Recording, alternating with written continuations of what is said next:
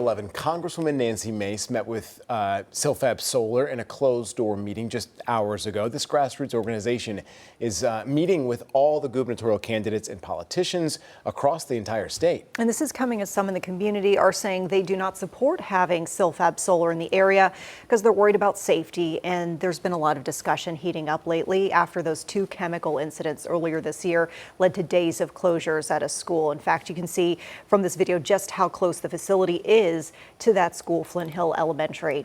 WCNC Charlotte Siobhan Riley is explaining what came out of that meeting tonight with Congresswoman Mace.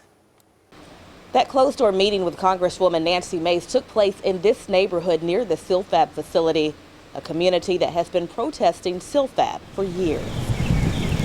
Congresswoman Nancy Mace spoke to WCNC Charlotte directly after a 1.5-hour closed-door meeting with Move Silfab. The organization claims toxic chemical spills at the manufacturing facility pose risks to neighborhoods and an elementary school nearby.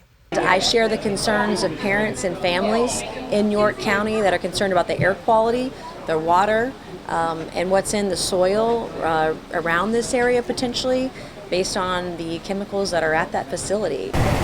In March, Mace contacted the EPA and DOT calling on immediate federal intervention after two chemical spills in 1 week at the Fort Mill plant. Because we need all the help we can get. Scott Jensen with Move Silfab shared those concerns during Thursday's meeting. We need clear laws to hold counties responsible to follow their own zoning laws and their own permitting laws.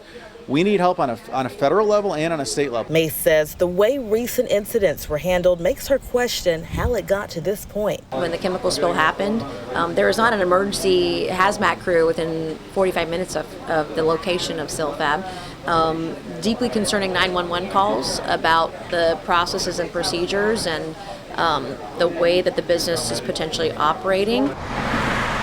Mace says there are a number of lawsuits pending with the court hearing May 26. Residents say they won't back down until they get the results they're looking for. We need to keep amping up the pressure. And Silfab continues to defend the safety of the facility, saying it does not pose as a threat to the public. In Fort Mill, Siobhan Riley, WCNC Charlotte.